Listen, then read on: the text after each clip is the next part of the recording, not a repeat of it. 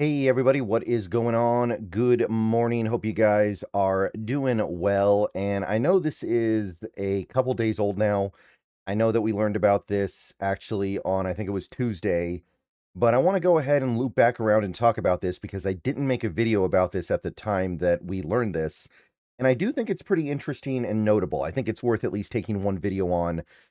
There were some bigger, more important things going on the last couple days that made me not want to dig into this quite when it came out. But now that we're clear of the first day of OTAs and some of the stuff we learned yesterday about the Seahawks being sold, I want to talk a little bit about Dante Fowler and the contract he signed with the Seahawks. This video is sponsored by Prize Picks. And yeah, we got contract details on Dante Fowler Jr. yesterday, or excuse me, 2 days ago, actually, in the evening. And obviously, Dante Fowler Jr. didn't sign a big contract. He doesn't have some multi-year deal that's going to be crippling. So on some level, I understand that as a Seahawks fan, you might be thinking, well, it doesn't matter that much if Dante Fowler signed one kind of a contract versus another kind of a contract. We know that it's a one-year deal worth up to $5 million.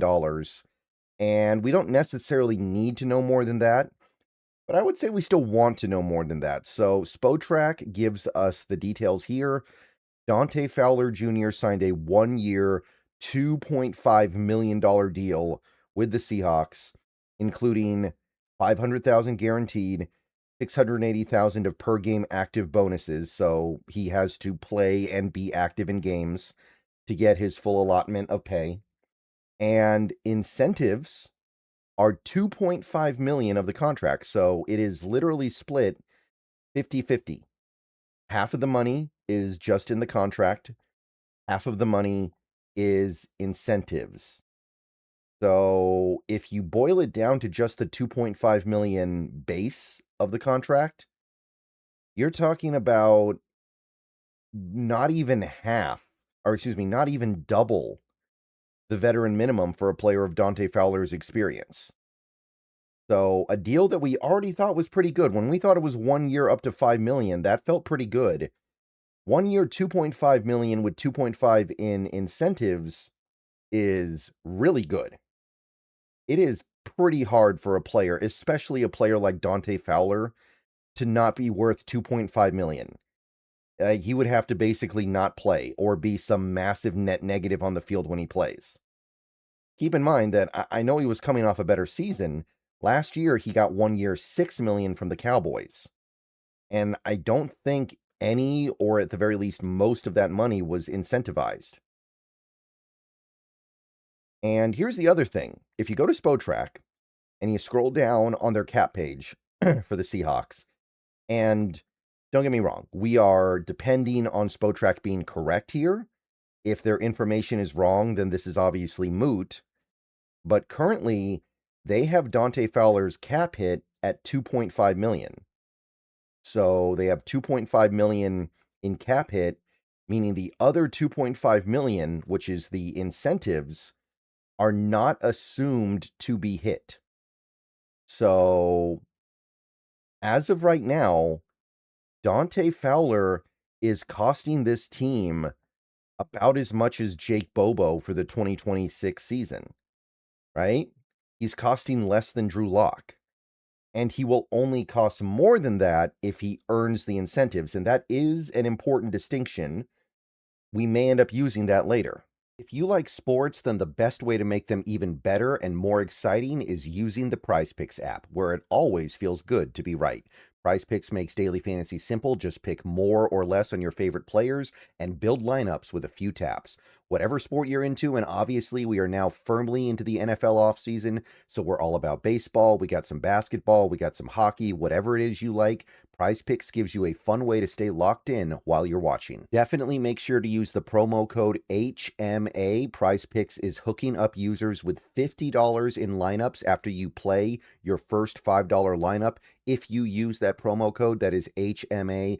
I've had a great time on Prize Picks so far, so definitely get on over to it, check it out, and make sure to get your lineups. And don't forget about Team Picks, where you can pick winners, spreads, and totals on any major game.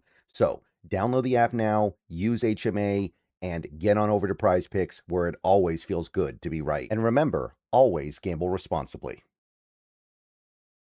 So here's the interesting distinction. And I know this doesn't seem like a big deal, and in this case it's not, because it's not a very big contract anyway. But when a contract has incentives in it, the incentives get counted against the cap hit if the incentive is deemed likely to be hit, and it does not count against the cap unless it is deemed, it is not counted against the cap if it is deemed unlikely to be hit. And the way the NFL determines a likely or unlikely incentive is purely based off of would the player have done it the previous year. So if you rush for 1,000 yards and then you have an incentive in your contract the next year to rush for 1,100 yards, it would not be assumed you would get it. And the opposite is also true. If you are a running back who rushes for 1,100 yards and then you have an incentive in your contract the next year to rush for 1,000 yards, that is assumed to be hit.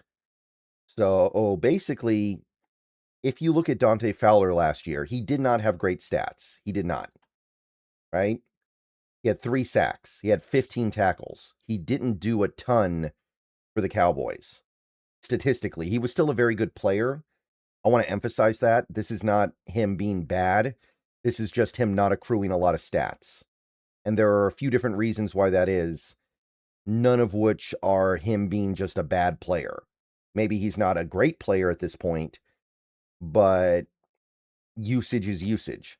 So basically what this implies is that we don't know what the incentives are. But if he has an incentive in his contract for sacks, it must be more than 3. Because based on Spotrac, we're not assuming he's going to get it. So it must be more than 3. If there's an incentive for tackles, and I don't think there would be, but if there is, it would be more than 15. I don't think there can be an incentive for games played because he played 17 last year and can't play more than 17 games in a regular season. So I don't think that's a consideration, but maybe it'll be something like snap count. Last year, he played 359 snaps. Maybe he has an incentive to play 360 snaps. Now, here's the thing, and I know that it's not a very big amount of money, so I know we don't necessarily care that much. But edge rushers in Mike Macdonald's defense do not necessarily rack up big sack numbers. When you think about it, last year, I think Nwosu had 7. DeMarcus Lawrence had 6. And then you had Boye Mafe and Derek Hall with 2 each. And they were playing on a defense that was constantly playing with the lead and also was backed up by the best run defense in football, because what else are you going to do against this team but pass it? And our edge rushers still didn't get that many sacks. So this is not a defense that necessarily lends itself to edge rushers putting up big, gaudy numbers. So more than 3 sacks, even if Dante Fowler is very good for us, is not a guarantee. And obviously one of the big reasons why Fowler didn't have more than 3 sacks last year is because Dallas was always playing from behind because they had a bad defense. But it may not be a feast for him in Seattle this year for a completely different reason. So the incentive is no guarantee. But ultimately, this is kind of the win-win, right? This is the win-win for the Seattle Seahawks. If Dante Fowler is a big disappointment and doesn't really produce at all, or produces very little, then he's only going to cost $2.5 million. He's still going to be worth that. That's such a small amount of money relative to the salary cap. That's not going to be a problem. And it's only a 1-year deal anyway.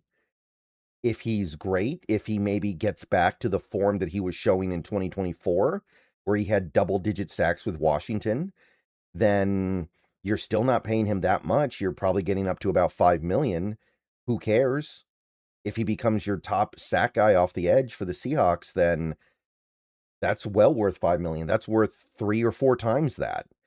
And if he ends up somewhere in the middle, then he's probably going to get somewhere around 3.5 to $4 million.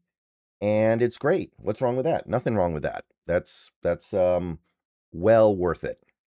So there's no way this doesn't work. The only way this doesn't work is if Dante Fowler is such a net negative that he's actually like worthless.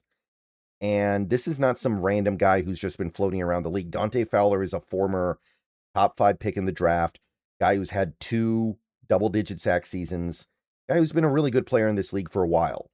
So, quite simply, I feel pretty confident concluding that no matter what happens, short of injury, massive catastrophic injury, we're going to be just fine with Dante Fowler. This deal is great all the way around. And we already kind of knew that, but I wanted to explore the space a little bit more on it. All right. See you guys later. Go Hawks. Let me know what you think. We'll see if we get more information later. We are going to get OTAs today, but I probably won't make a video on that until tomorrow. We'll see. And yeah, go Hawks. See you guys soon.